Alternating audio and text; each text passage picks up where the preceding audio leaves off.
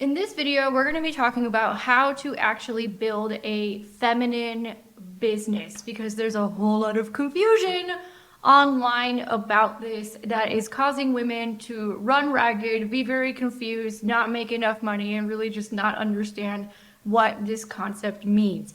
Hi, my name is Amanda Avea. Welcome to Make Money Your Honey. On this channel, we talk marketing, we talk sales, we talk systems, and we talk mindset so you can simplify your business and amplify your life. So if that's something that you're interested in, make sure to subscribe and hit the notification bell so you never miss a single video. And I have a special free gift for you guys because one of the things that makes a business sustainable to the point where a woman can be more in her feminine energy is to make sure that you have technology and systems working behind the scenes even when you are not. So I've put our favorite automations and funnels into a free guide for you, which you can download below. That's really going to help you with implementing some of the concepts that I'm going to be talking about in this video.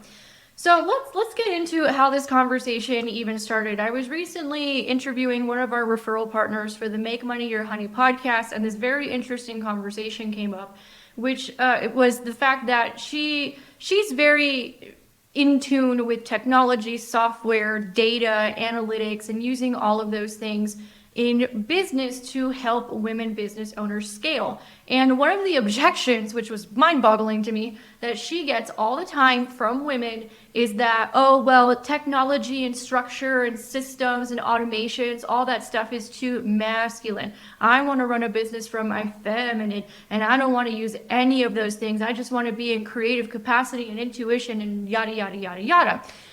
What this tells me is there's a complete fundamental misunderstanding of how feminine and masculine energy work together. I also thought it was really interesting that we're ascribing masculine and feminine energy to software. Y'all, it's literal robots. Calm down. We don't need to be doing that.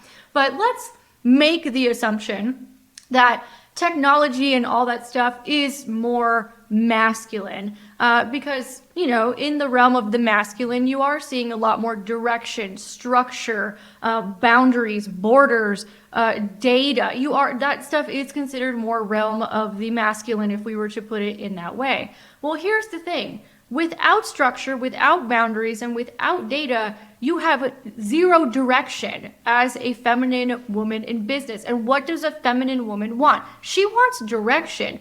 And also without structure, you also have a business that just runs in complete chaos. Now, I consider myself to be a pretty feminine woman. I'm also pretty intuitive. The last freaking thing I want is a business running in chaos. I have been there. I have done that. So a lot of you who hear from a lot of these coaches who talk a lot about feminine energy in business, some of them know what they're talking about because some of them do talk about using technology and automations and passive income and your energy and that aspect of things. But others are just throwing the baby out with the bathwater and saying things like, no, you don't need any of that stuff. You just need your intuition and your creativity. Y'all, I was on my way to a 7-figure business just on intuition and creativity. And although I was making a lot of money, the truth is that there was complete chaos behind the scenes. And that's what a lot of these people are not telling you. And as a feminine woman, you do not want chaos. That's exactly what you're trying to avoid in order for you to have more rest and have more space for creativity. So start to embrace technology, start to embrace automations that could do a lot of the work and a lot of the heavy lifting for you. It also provides a structure and a direction for you to follow. So for example, you know what kinds of videos to do that are going to attract attention, or you can be the creative creatrix that you are and know that these systems and automations behind the scenes are backing you up. I spent the last couple of years with my partner, Justin, really building technology and systems and infrastructure behind the scenes because he's a very masculine man and he's very good at those things. And I'm telling you, it's a game changer because now I can be more creative. Now I can be it's like directed creativity. It's no longer chaos. Now I can attract tons of people to me and not have to worry about the business falling apart behind the scenes. I actually hustle less now because the technology and the infrastructure and the systems and the structure have taken so much work off my plate that now I literally just spend time doing stuff that I love to do. But the technology and the systems and the structure needed to be built in first in order for me to experience that. And that's a huge misconception out here when it comes to having a more feminine business. The second thing that we need to talk about in terms of having a more feminine business is the fact that you need to stop trading time for money. Not just because, not just because it doesn't allow you to be in your feminine energy, but because nobody gets rich that way. Right? So it's also just common sense if you study finances. So I was watching Bob Proctor recently on a video that I think he made it 8 years ago or something like that, about the, how to actually make your yearly income in a month, which I have done this before. I've been able to do that in my lifetime. And one of the things that he said, which he's absolutely correct about, is the fact that you have to stop trading time for money. You have to learn how to multiply yourself and scale yourself. And unfortunately, it's like 97, I think, percent of the population thinks that the only way to trade time for money and then just work harder and then you make more money. Nobody gets rich like that.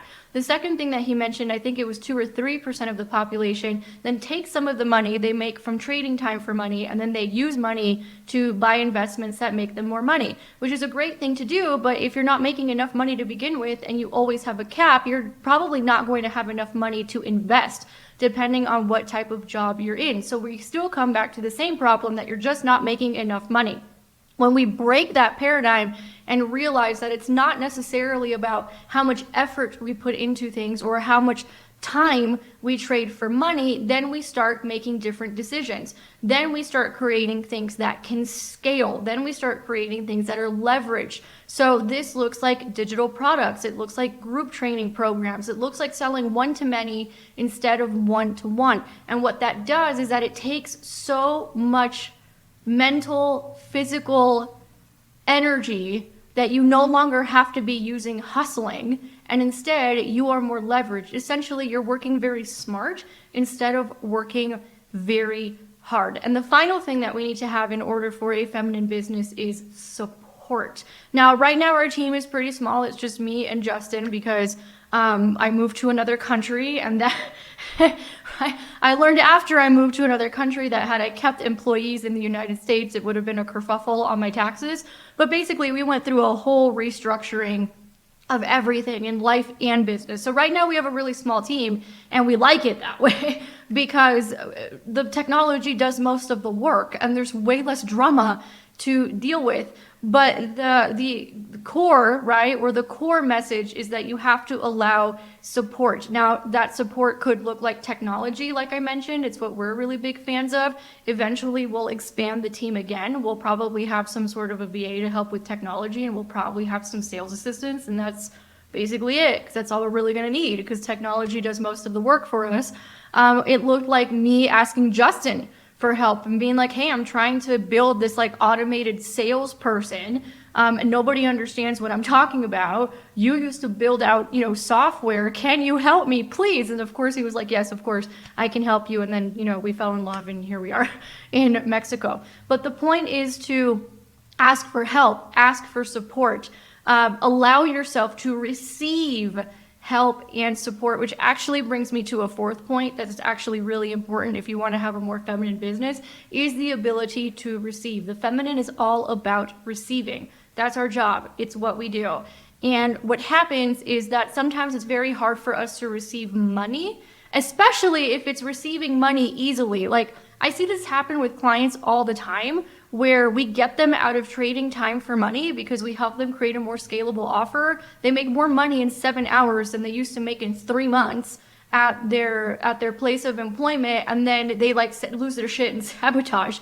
And that's because there's usually some sort of paradigm breaking that's going on where it's like, whoa, what the hell? And one of the things that happens sometimes is if we made money very easily, then our brain, because we've been taught our whole lives that it needs to be hard, or if we made it easily, something must be wrong with us, or we must have done something bad.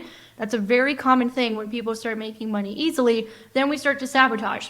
So one of the things that we have to get really good at is not just receiving. Everybody talks about receiving. I'm talking about more receiving easily without so much struggle and realizing that that's okay. And that has a lot more to do with your mindset around money and your mindset around self-worth and what you've been taught about making money. Because like I said, most of us have been taught that making money is very, very hard. So that's one of the things that we really have to shift if we want a business that's more feminine.